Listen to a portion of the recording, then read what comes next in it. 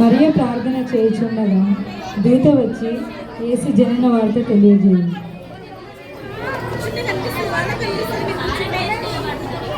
ప్రభువు నీకు తోడై ఉన్నాడు. ఏమిటా శుభవచనము? మరియా, భయపడకుము, నీవు దేవుని వలన కృప పొందితివి. ఇదిగో, నీవు గర్భము ధరించి కుమారుణ్ణి కని ఆయనకు యేసు అని పేరు పెట్టుదువు. ఆయన గొప్పవాడే, సర్వోన్నతుని కుమారుడనబడను.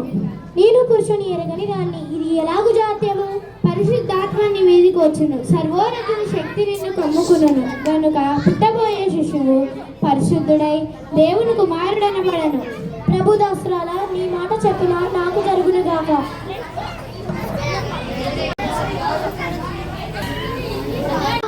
నేను తప్పక విననాడెదను. అతడు ఈ సంగతులను గురించి ఆలోచించుకుంటుండగా ప్రభువు దూత స్వప్నమందు ప్రత్యక్షమై,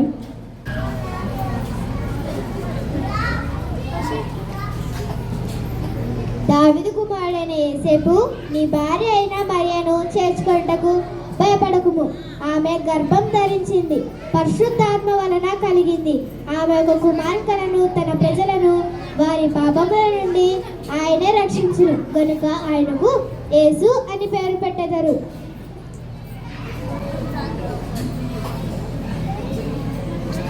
ఆహా, ఎంత గొప్ప స్వప్నము! నా జన్మ తరించి ఉన్నది. నా భార్య అయిన మరియను నేను తప్పక చేర్చుకుందును. అందువల్ల దేవుని కుమారుని గర్భం ధరించడానికి దేవుడు ఎన్నుకున్న వ్యక్తి మరియ అని యేసేపు గ్రహించాడు. ఆమెకు పుట్టబో కుమారుని జాగ్రత్తగా చూసుకోవడానికి అతను ప్రయాణం చేశాడు. ఆ దినములలో సర్వలోకమునకు ప్రజాసంఖ్య రాయగలనని కైసర్ ఔగుస్తు వలన ఆజ్ఞ అయ్యను. ఇందు మూలముగా యాజమాన్యపై తెలియజేయగా రాజంగా రైతుకొని కైసర్ ఔగుస్తు వలన ఆజ్ఞను కనుక ప్రజలందరూ తమ తమ స్వర్గములకు వెళ్ళి రాజంగా రైతులని తెలియజేయమైందో.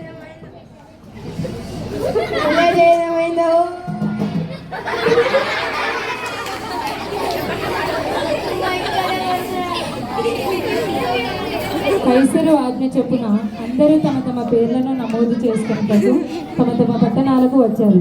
యేసేపు కూడా తమ పితరుల దేశానికి ప్రయాణమయ్యాడు. యేసేపుకు ప్రాముఖ్యమైన పితరులు బెత్లెహేములో ఉన్నారు. అతనితో పాటుగా తమకు ప్రదానం చేయబడిన మరియ కూడా వెళ్ళింది. అతి కష్టంగా వారి ప్రయాణం మొదలైంది. అలసిపోయి ఉన్నాను. మరియా, కాసేపు ఓర్చుకునుము. అదిగో కనుగొడున్నదే బెత్లెహేము నగరము.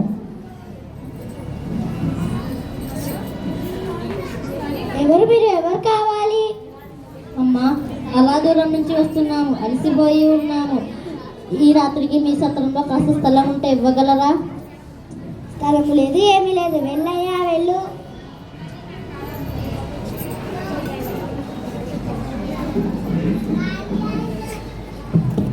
ఎవరు కావాలి? అమ్మా, చాలా దూరం నుంచి వస్తున్నాము. నా భార్య గర్భవతి. మీ సత్రంలో కాస్త స్థలం ఉంటే ఇవ్వగలరా? స్థలం లేదయ్యా, మా సత్రం అంతా బంధువులతో నిండిపోయింది. కాస్త స్థలం అమ్మా. లేదయ్యా, వెళ్ళండి.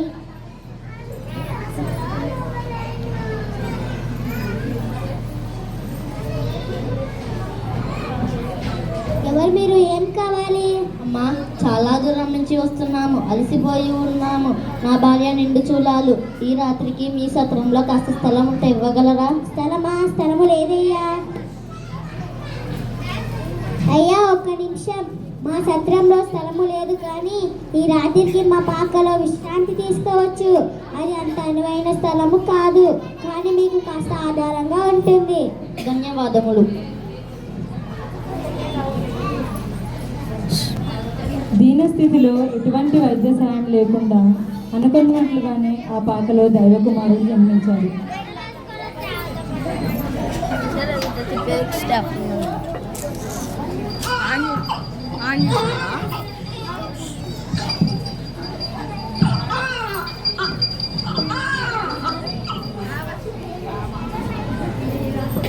అది రాత్రి వేళ చిమ్మ చీకటి.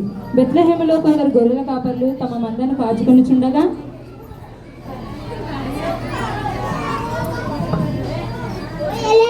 కొన్ని కట్టలు తీసుకోరా.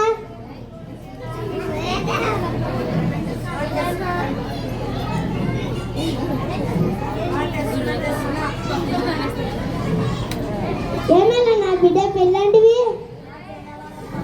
ఏమి మీరు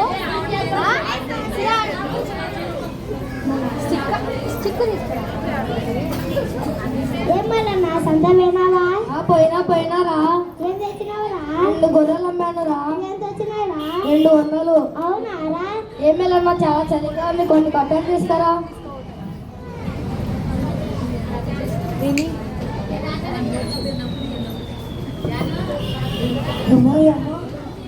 ఏమో జ్వరం మెరుస్తుంది. అవునారా?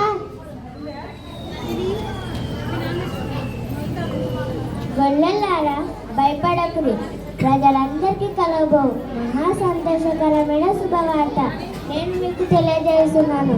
దావీదు పట్టణంన నేడు రక్షకుడు మీ కొరకు పుట్టి ఉన్నాడు. ఆయన ప్రభు అయిన యేసుక్రీస్తు. ఒక తొట్టిలో పండుకొని ఉండుట మీరు చూచెదరు.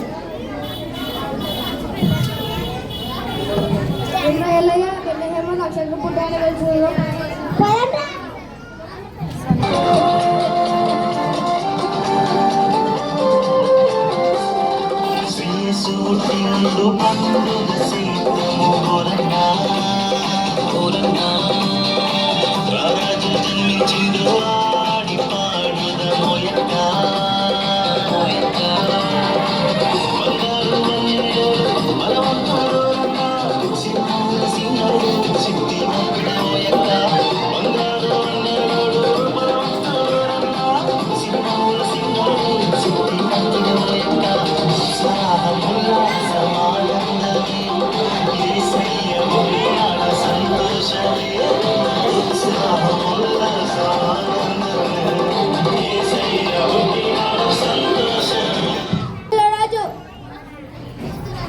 ఏం చేసినారు? హో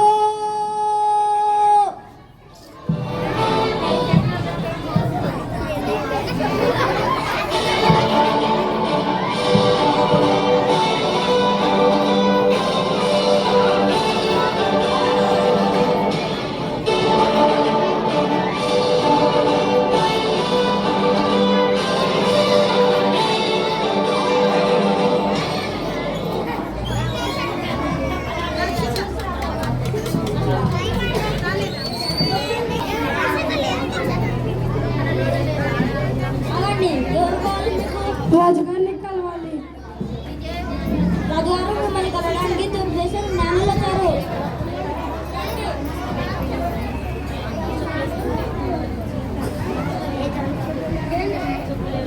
యూదుల రాజుగా పుట్టిన వాడెక్కడ?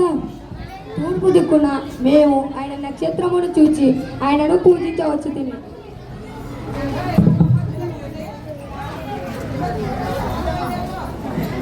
మహాప్రభు, క్రీస్తు ఎక్కడ పుట్టాను? యూదయ బెత్లెహేములోనే. సరే, మీరు వెళ్ళి ఆ శిశువు విషయమే జాగ్రత్త విచారించి తెలుసుకోగానే నేను వచ్చి ఆయన పూజించినట్టు నాకు వర్తమానం తండి. చిత్త మహాప్రభు.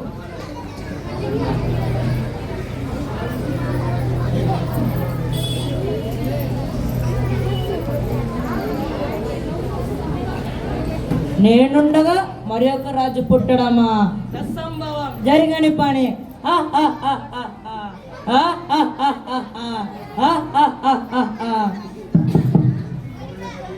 రెండు సంవత్సరాల కంటే తక్కువ వయసులో మగ శిశువులను అందరినీ సంహరించండి.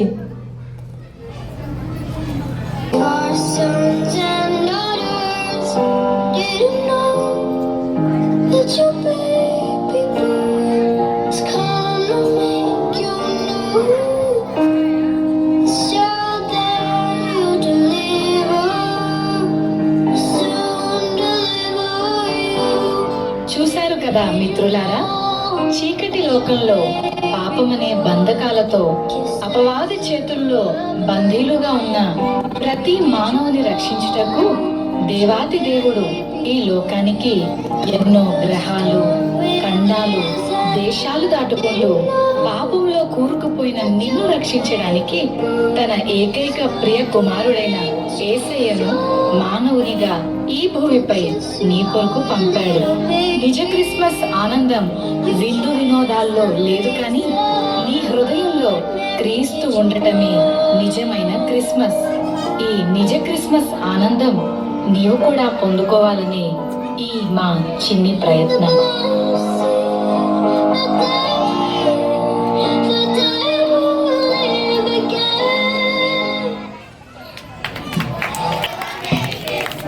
We wish you a Merry Christmas.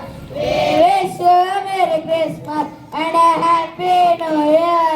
And a Happy New Year. Thank you.